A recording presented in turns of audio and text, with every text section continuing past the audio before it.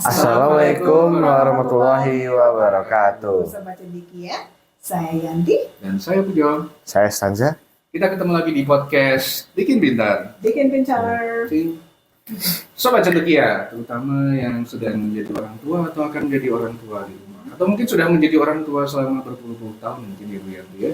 Nah, apakah Anda merasa bahwa sepertinya cara Anda mendidik anak Anda sebagai orang tua kurang manjur gitu ya? Bikin stres.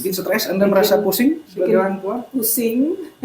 Kemudian merasa Tertekan. anak Anda juga malah bukannya jadi baik hubungannya, malah jadi penuh berantem gitu ya? Berantem terus sama anak. Dan alhamdulillah min zalik Bu Yanti, ini saya juga ingin membawa kita untuk membahas topik yang akhir-akhir sering muncul di koran ya. Jadi memang ada kondisi di mana orang tua yang marah sama anaknya dibanting sampai meninggal anaknya, itu anak umur 7 tahun ya. Kemudian belum lagi juga istilahnya penggunaan kekerasan yang berlebihan di dalam mendidik anak, yang akhirnya membuat serem lah akhir-akhir betul, ini. akhirnya membuat anaknya jadi terbiasa untuk melakukan kekerasan juga Bu Iya, Yanti ya. mengulang siklus itu ya. Mengulang Pak siklus Pujo ya. kembali, Betul. menormalisasi kekerasan. Ya, Papa sekarang kan main bunuh aja. Bapak betul. bunuh 4 anak, ibu bunuh anak, ya, anak bunuh ibu, dan seterusnya. Yang namanya nyawa itu semakin murah. Semakin murah akhir-akhir ini. Betul Bu Yanti. Nah, itulah kenapa Bu Yanti hari ini saya ingin tanya nih ke Bu Yanti, ke Stanza, apa sih yang salah dengan parenting kita sekarang, dan kira-kira apa ini obatnya Bu Yanti? Kalau menurut pendapat aku ya, ini juga refleksi ke pengalaman pribadi nih Pak Pujo ya. Gimana, Bu? Dulu itu kalau aku waktu mau menikah, aku tuh tujuannya apa coba Pak Pujo? Tujuanku menikah itu karena aku ingin memenuhi ekspektasi masyarakat di Minang itu, kalau sudah umur sekian harus sudah menikah harusnya. Dan aku memaksakan diri menikah karena tuntutan pressure dari sosial. Jadi mungkin kuncinya sebenarnya adalah kenapa dulu kita ingin menikah dan apakah kita niat banget punya anak. Nah itu mungkin kuncinya di awalnya. Niat banget punya anak ya? Niat banget punya anak. Untuk apa kalau sudah niat banget punya anak? Untuk apa punya anak? Ya soalnya aku ingat banget tuh mertuaku ya kalau ngomong dulu itu ya. Ingat ya kalian ini, kalau kalian nggak akan bisa ngurus anak, nggak usah beranak ya. Kalau bahasa Minangnya kalau nggak pandai beranak, jangan beranak. Ya gitu bahasa Minangnya gitu. Jadi dulu kedengarannya sih biasa, tapi kalau sekarang, wow dalam gitu ternyata. Betul. Ya. Bukan sekedar childless karena nggak pengen punya anak ya, tapi lebih kepada kesiapan diri pribadi. Ya, kesiap-siap nggak punya anak. Ya, sengaja banget nggak punya anak untuk menjadi orang yang akan bisa mendidik dan mengasuh anak ini sebaik mungkin.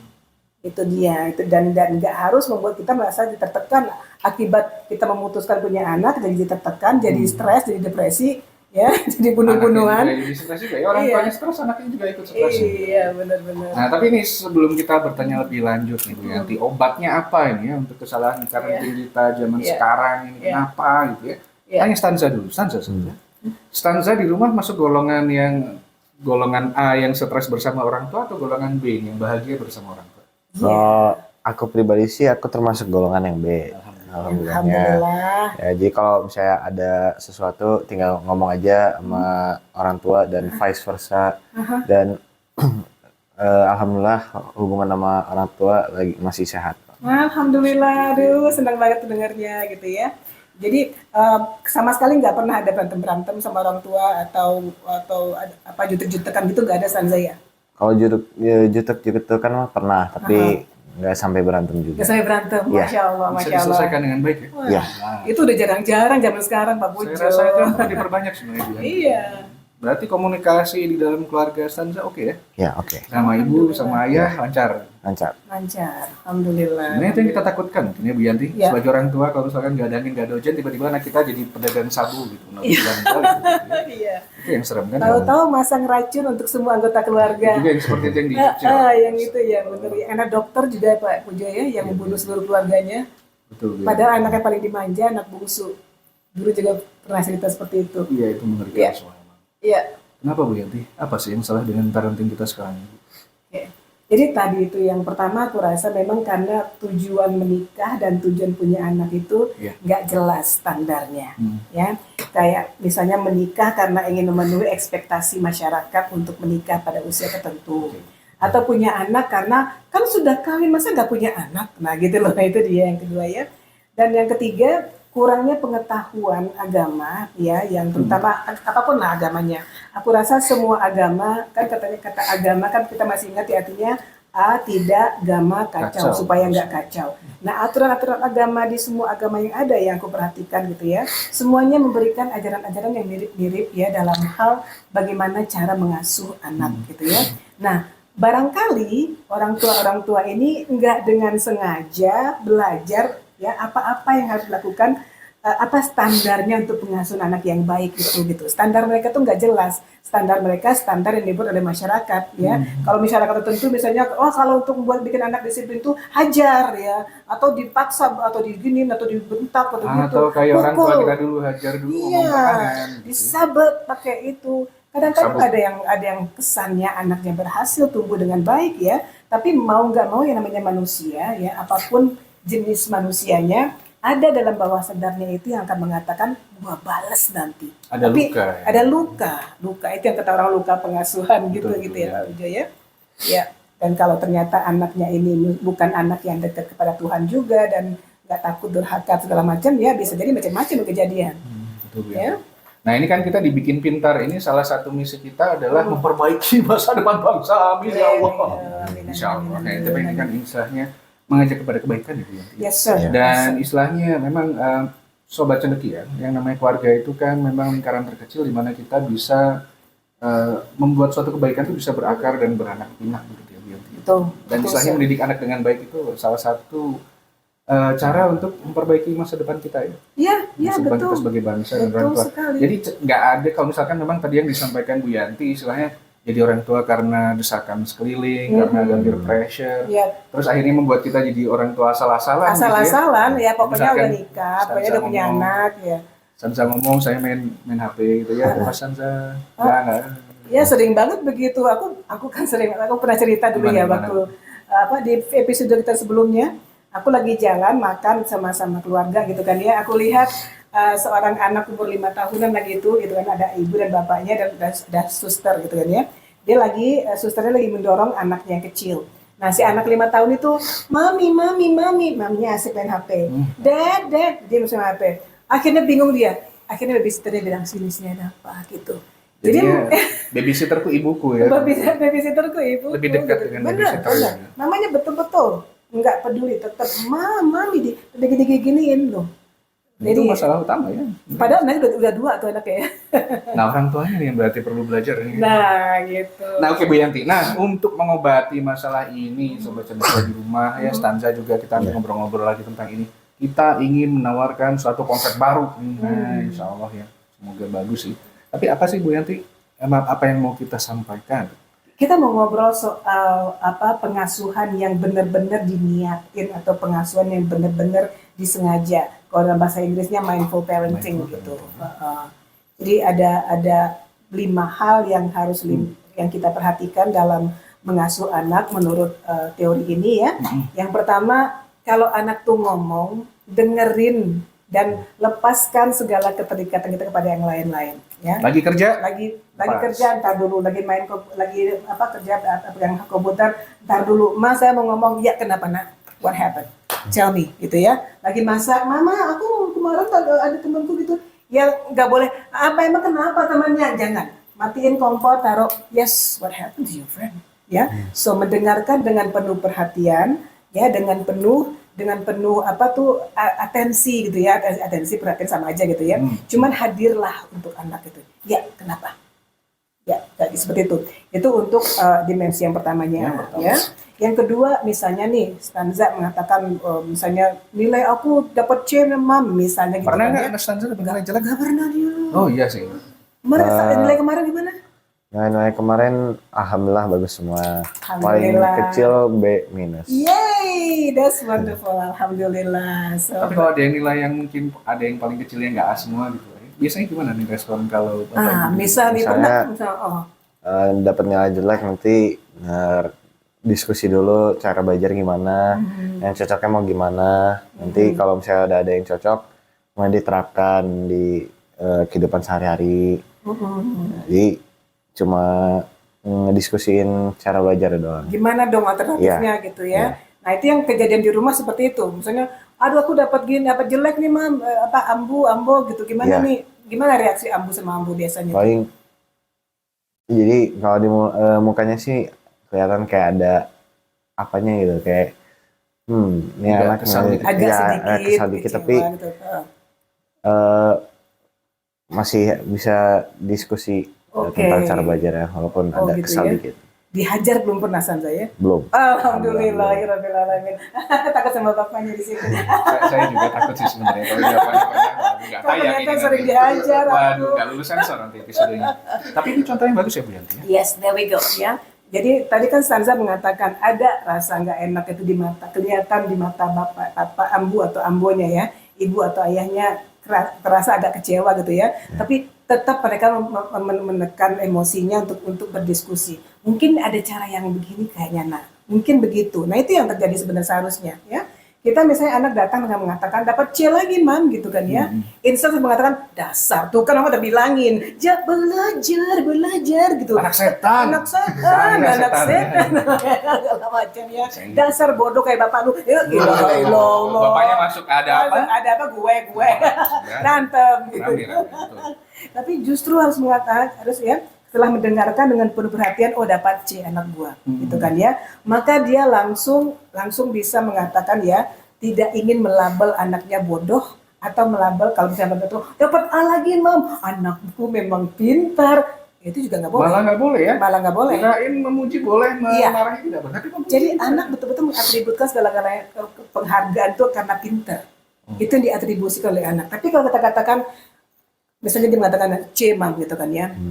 You know what? Mama lihat banget Stanza tuh belajar mati-matian sampai gak tidur berapa kali. Usaha kamu sudah maksimal nak, ya. Jadi kalau sampai dapat C, mungkin strateginya nak yang harus diganti nak.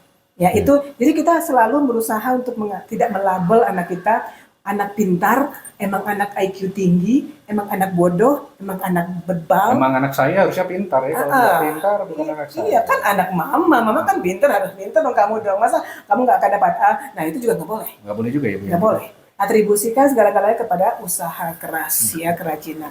Itu sebenarnya dimensi kedua ya. Jadi kita attend kepada mereka atau hadir untuk mereka mendengarkan dengan penuh perhatian, hilangkan semua distraksi, dengarkan.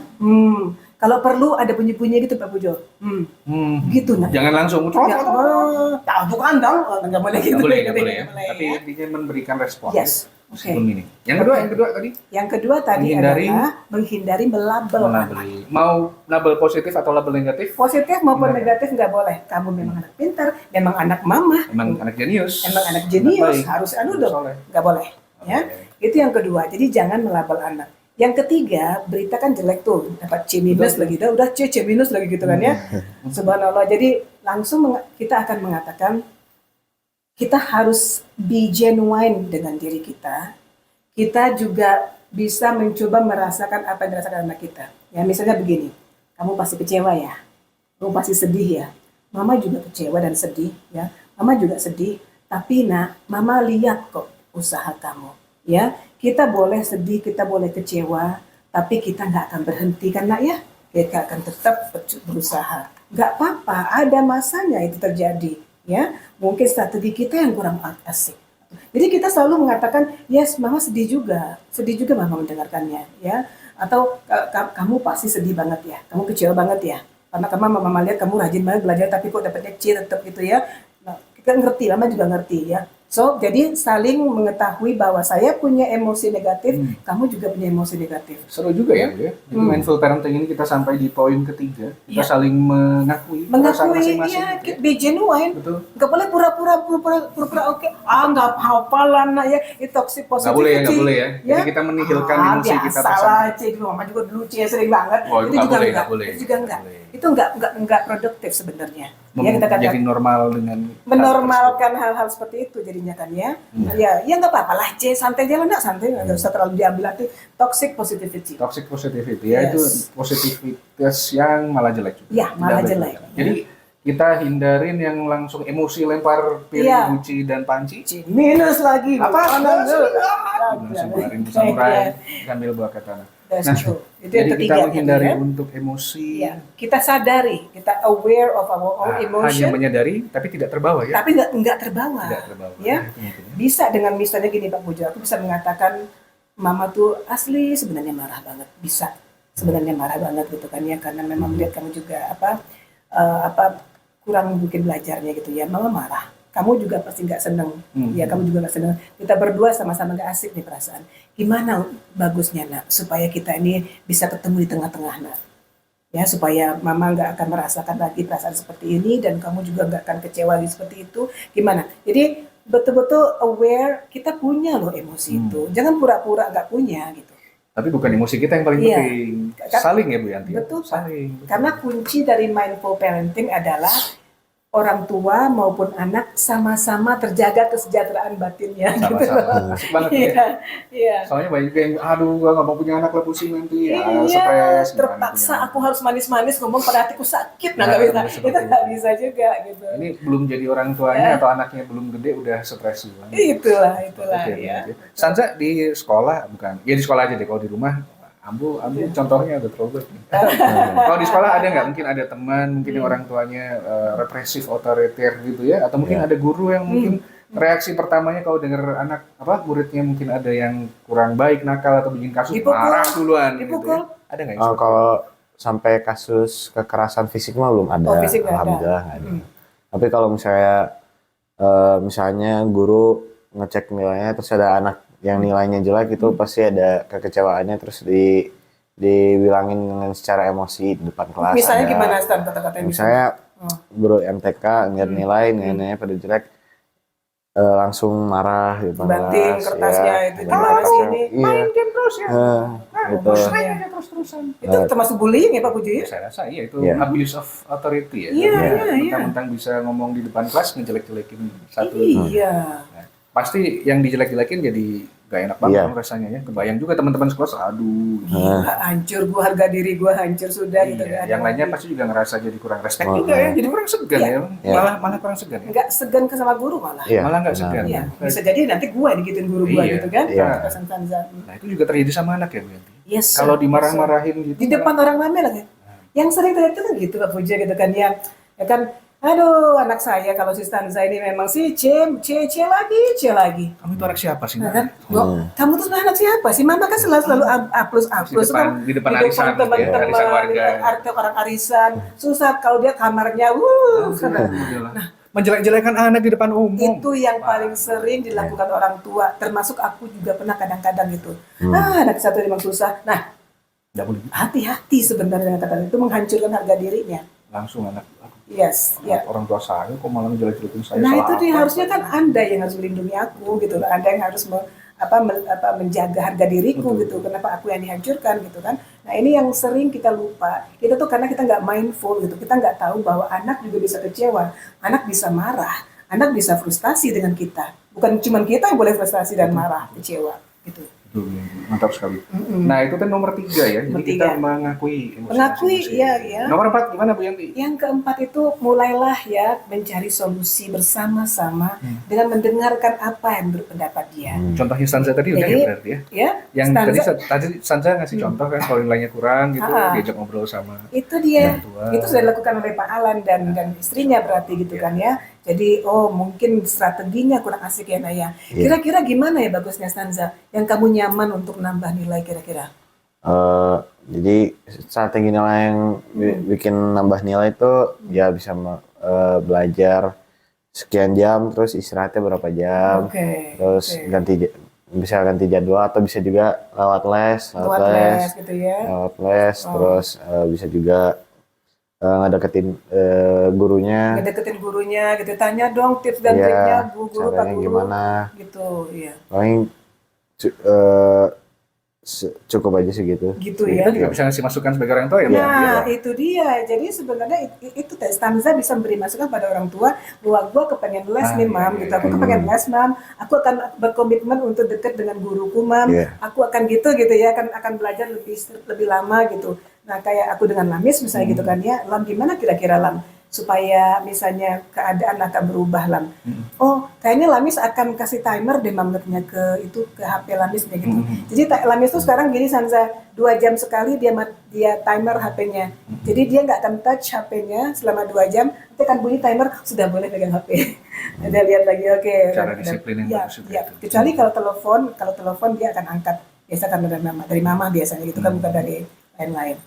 Tapi itu ternyata work well for her kan. Dia katakan nilainya sudah A semua, alhamdulillah. Dan biasanya memang istilahnya solusi yang paling bagus lahirnya dari diskusi seperti ini ya. Iya, dengarkan mereka. Kita nggak bisa bilang anak tetangga tuh ya setiap hari belajar kamu. Dia pergi les, kenapa kamu nggak les? Dia pergi belajar, kenapa kamu nggak 4 hari?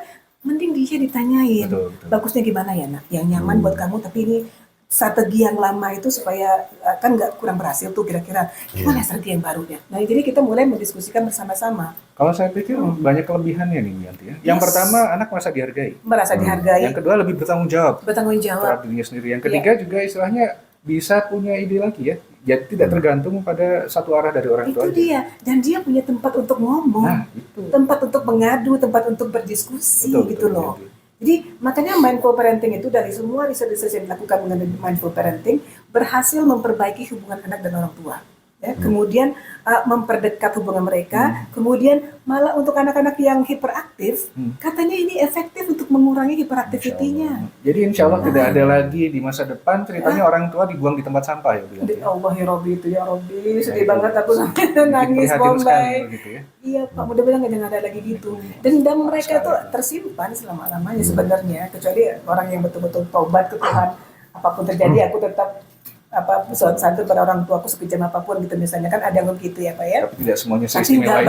Banyak orang seistimewa itu gitu loh. Gitu. Mending kita nggak menanam sesuatu yang buruk supaya anak berbaliknya buruk ke kita. Gitu. Dan anak ini investasi yang paling utama. Investasi kita loh. Dunia akhirat ya Bu Yanti ya. Dunia akhirat kan Allah bilang di surat An-Nisa ayat 9 gitu kan ya, bahwa takutlah kamu kepadaku, kata Allah, takutlah kamu kepadaku. Artinya apa? Kalau kamu nggak takut, hati-hati, azabku besar banget. Kalau sampai kamu nanti meninggalkan anak-anak yang lemah kesejahteraannya ya kan, maksudnya lemah kesejahteraannya secara fisik maupun mentalnya gitu kan ya, kemudian lemah akhlaknya ya, dan lemah intelijensinya. Takutlah kamu, itu masuk ke stunting, dimasuk tuh Mbak, stunting ya. Nah, jadi maka bertakwalah kepadaku, ikutilah aturanku, itu maksud Allah. Bertakwalah kepadaku ya, dan berkatalah yang benar. Lakukan yang benar dan katakan yang benar saja dalam mendidik anak, itu maksudnya. Jadi memang itu bahkan sudah tercantum di Al-Quran. Yes. Tanggung jawab kita sebagai orang tua itu tidak bisa kita selesaikan hanya sambil terfokus pada kayak nggak niat punya anak gitu ya, nggak niat punya anak ya. Memang distraction semakin banyak. Luar biasa Pak. Aduh, kalau ingat-ingat masa lalu ya, sebelum kita belajar dengan benar parenting ini ya. Dulu anak kalau ngomong mam, iya mama lagi kerja sebentar nak, masih gitu juga gitu ya. Masih tetap di komputer, masih tetap masak. Ya ngomong aja lah, mama lagi masak, di mau pulang soalnya nih, aduh ya Allah gitu kan. Nah itu yang sering terjadi Pak Pujo. Mungkin ini pesan buat saya sendiri sih Bu ya. Gitu ya, baiknya biar saya juga bisa berlatih ya. Kadang-kadang mungkin istri saya, ibu saya ngajak ngobrol, saya juga masih asik sendiri. Itu mungkin harus mulai taruh ya Pak ya. Saya taruh Bu ya. Menghargai orang lain. Gitu. Betul Pak, bukan hanya untuk anak-anak sebenarnya, untuk suami, untuk istri, untuk saudara kita, teman kita. Dan percayalah orang seperti itu biasanya akan jadi orang yang sukses dunia akhirat itu. Insya Allah.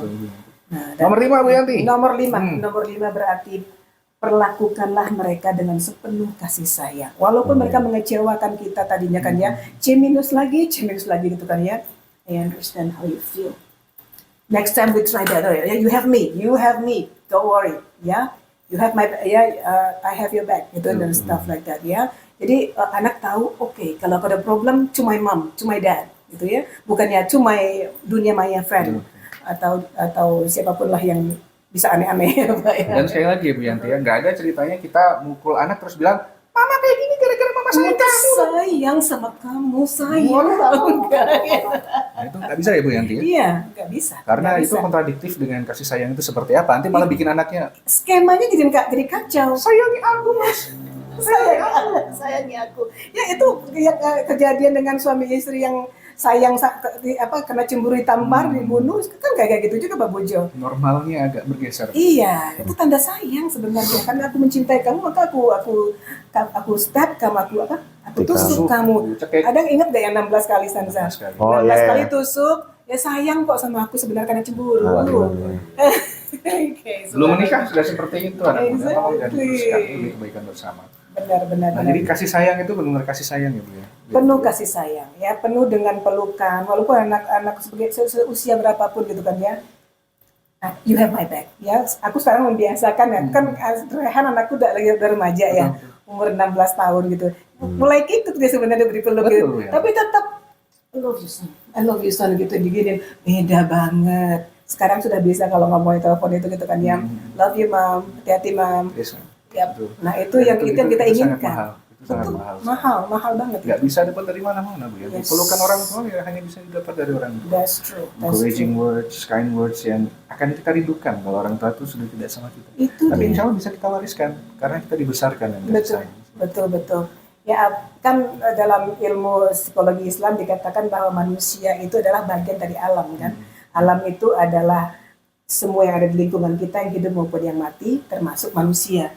Sifatnya manusia berbalas. Jadi alam itu ya dalam bahasa Arab itu berarti sesuatu yang membalas. Kita perlakukan alam dengan baik, alam membalas baik ke kita dan sebaliknya gitulah.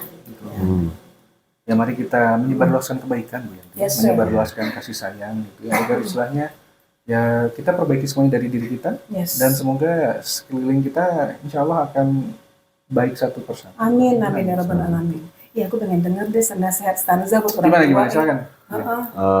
Nasihat ke orang-orang tua zaman sekarang. Jadi ya seperti tahap-tahap mindful parenting tadi, perhatikan sepenuh perhatiannya kepada anaknya, terus jadi bagi-bagi feelings kepada masing-masing ya, gitu ya. sama kasih sayang sepenuhnya. Sepenuhnya gitu Iya. stanza ya, gitu ya. Pasti aman kalau sama anak-anak Iya, gitu iya. ya, atau selanjutnya pun. Gitu. Iya. Oke, great orang tua begitu ya nasihat dari anak-anak kita yang harus kita dengarkan karena mereka adalah alam kita. Betul, Bu Yanti. Dan saya juga ingin mengingatkan sesuatu yang pernah saya baca dari salah satu buku saya lupa. Kadang-kadang orang tua itu merasa anak kita nggak butuh-butuh kita amat kok.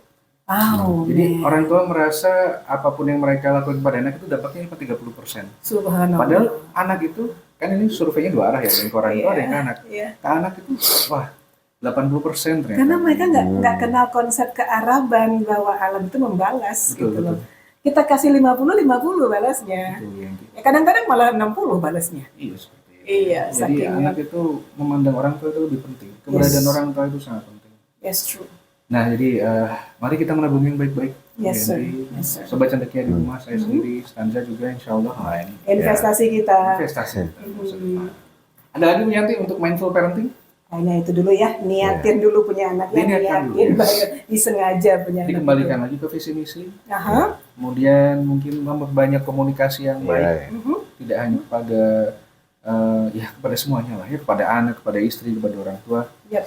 Mari kita menjadi pribadi yang memang baik dan menyebarkan kebaikan ya. Jadi orang tua yang asik, Nah, orang tua nah. yang merasa nyaman di orang tua, nyaman di anak. Gitu. Jadi nggak ada lagi ceritanya orang tua teriak di kamar mandi. Iya, kalau depan anak, Bikin dia stres. nggak apa-apa, tapi dia bilang, nggak ada Nah, lagi. ya, tidak usah Sama-sama gitu, happy kan. di mana-mana. Happy benar happy ya, bukan Iya. cuma pura-pura happy tapi di dalamnya ingin Itu dia. Ya, jadi research kembali kita ingatkan menghilangkan masalah depresi, Iya, depresi, anxiety, kemudian mengurangi masalah hyperactivity, ya, memperdekat hubungan anak dengan orang tua, dan juga masalah-masalah kardiovaskular juga terhandle dengan baik. jantung ya.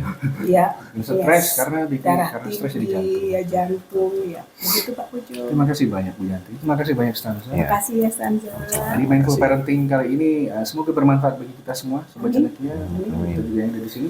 Insya Allah kita akan ngobrolin apa nih Bu Yanti nextnya ya? Kayaknya Ada apa? regulasi emosi deh Pak. Oh iya betul. Karena tadi salah satu kunci mindful parentingnya adalah mengelola emosi dengan baik gitu ya. Dan saya rasa semakin kesini memang ya itu masalah yang kita hadapi. Yes. Susah kita untuk Yes. mengendalikan emosi yang ada, emosi yang mengendalikan kita. Itu dia. Insya Allah itu akan jadi topik pembahasan kita di episode selanjutnya. Sobat Cendekia jangan lupa terus dengarkan podcast kita ya. Ya. Siap. Sampai situ dulu semuanya, terima kasih. Ya. Wassalamualaikum Warahmatullahi Warahmatullahi wabarakatuh.